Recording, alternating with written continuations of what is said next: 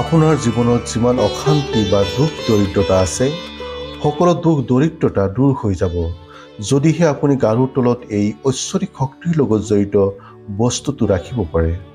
বিশেষকৈ মহিলাসকলে এই কামটো কৰিলে অধিক শুভ ফল পায় বুলি বিশ্বাস কৰা হয়। কি এই ঐশ্বৰিক শক্তিৰ লগত জড়িত বস্তু, যি বস্তু গাৰুৰ তলত ৰাখিলে আপুনি জীৱনৰ পৰা দৰিদ্ৰতা আঁতৰি সুখ শান্তি ধনে ধানে ঐশ্বৰ্য বৈভৱ কঢ়িয়াই আনিবলৈ সক্ষম হ'ব। নমস্কাৰ নমস্কাৰ নমস্কাৰ প্ৰিয় দৰ্শক, মই ডিম্বেশ্বৰ। আপুনি চাই আছে ডিবি মটিভেশ্যন চেনেললৈ মই ডিম্বেশ্বৰ পৰমনে আপোনাক স্বাগতম জনাইছোঁ। বাস্তুশাস্ত্ৰত শয়নকক্ষ সম্পৰ্কে বহু গুৰুত্বপূৰ্ণ কথাই বৰ্ণনা কৰা আছে। আমাৰ শয়ন কক্ষটোৰ সৌন্দৰ্য বঢ়াবৰ বাবে এনেকুৱা কিছুমান বস্তু আমি ৰাখি থওঁ, যিবিলাক বস্তুৱে নিগেটিভ এনাৰ্জি সংগ্ৰহ কৰি ৰাখি থয়। যদি আপুনি আপোনাৰ ঘৰখনৰ পৰা ঋণাত্মক শক্তি আঁতৰাই যোগাত্মক শক্তি আনিব বিচাৰে, তেতিয়াহ'লে আজিৰ এই ভিডিঅ'টো আপোনাৰ বাবে অতি গুৰুত্বপূৰ্ণ হ'ব। প্ৰিয় দৰ্শক, যদি আপুনি জ্যোতিষশাস্ত্ৰ বা বাস্তুশাস্ত্ৰ মানি চলা এজন ব্যক্তি, তেতিয়াহ'লে আমাৰ এই কথাখিনিৰ পৰা আপুনি বহু উপকৃত হ'ব বুলি আমি আশা ৰাখিছোঁ। মাথো আপুনি ভিডিঅ'টো মনোযোগেৰে চাই যাব।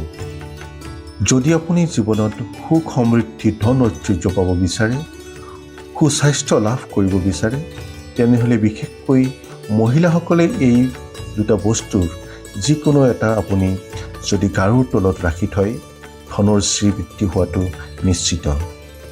প্ৰিয় দৰ্শক, যদি আপুনি ভগৱানৰ অসীম কৃপা লাভ কৰিব বিচাৰিছে, তেনেহ'লে এই শুভক্ষণত কমেণ্টত ভগৱানৰ নাম নিশ্চয়কৈ লিখিব, কিয়নো ভিডিঅ'টোৰ পুণ্যফল যাতে আপুনি লাভ কৰে। লগতে আমাৰ চেনেলটোত যদি আপুনি নতুন, তেতিয়াহ'লে আপোনালৈ এটি সৰু অনুৰোধ জনালোঁ। চেনেলটো ছাবস্ক্ৰাইব কৰি কাষতে থকা বেল আইকনটো দবাই থ'ব, যাতে আমাৰ চেনেলৰ পৰা ভিডিঅ'বোৰ আপুনি আগতীয়াকৈ লাভ কৰি থাকিব পাৰে। জীৱনত আপুনি বহু কষ্টই কৰে, কিন্তু কষ্ট অনুসৰি ফল পোৱা নাই। এটা সমস্যা সমাধান কৰাৰ পাছতে আন এটা সমস্যা আহি আপোনাৰ মগজু অস্থিৰ কৰি পেলায়। যদি জীৱনত আপুনি সুখ সমৃদ্ধি পাব বিচাৰে, তেনেহ'লে গাৰুৰ তলত ময়ূৰৰ পাখি থৈ শুব লাগে। যদি আপোনাৰ কুণ্ডলীত কিবা বেয়া গ্ৰহৰ দোষ চলি আছে, সকলো দোষ আঁতৰি জীৱনত সুখ সমৃদ্ধি ধনৰ শ্ৰীবৃদ্ধি হ'ব বুলি বিশ্বাস কৰা হয়। প্ৰিয় দৰ্শক, যদি আপুনি বিচাৰে আপোনাৰ হাতলৈ সদায় ধন আহক, সদায় ধন অহাৰ বাট মুকলি হওক, হাতলৈ যি ধন আহে ইয়াৰে শ্ৰীবৃদ্ধি হওক, তেতিয়াহ'লে আপুনি সদায় গাৰুৰ তলত এটা এটকীয়া মুদ্ৰা ৰাখি থৈ দিয়ক। পিছদিনা এই এটকীয়া মুদ্ৰাটো কোনোবা দৰিদ্ৰ বা ভিক্ষাৰীজনক দান কৰক। যদি আপুনি প্ৰতিদিনেই এই কামটো কৰে, তেতিয়াহ'লে আপোনাৰ জীৱনত যিমানেই অশান্তি ধন টকা পইচাৰ সমস্যা আছে, সকলোবোৰ লাহে লাহে আঁতৰি যাবই যাব। যদি আপুনি আপোনাৰ ভাগ্য সলনি হোৱাটো আপুনি বিচাৰে, নাইবা আপোনাৰ ভাগ্য উদয় হোৱাটো আপুনি বিচাৰে, তেতিয়াহ'লে এই উপায়টো নিশ্চয়কৈ কৰিব, বহু উপকৃত হ'ব।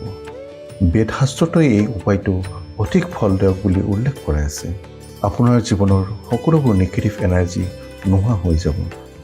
আপুনি আপোনাৰ সুবিধা অনুসৰি ইয়াৰে যিকোনো এটা উপায় কৰিলে জীৱনত সুস্বাস্থ্য আৰু ধনৰ শ্ৰীবৃদ্ধি কৰি ল'ব পাৰে। আপোনাৰ মংগল হওক, ভগৱানে আপোনাক সুবুদ্ধি দিয়ক। ভিডিঅ'টো যদি ভাল লাগে, লাইক এটা কৰি আমাক উৎসাহিত কৰিব বুলি আমি আশা ৰাখিছোঁ। নমস্কাৰ।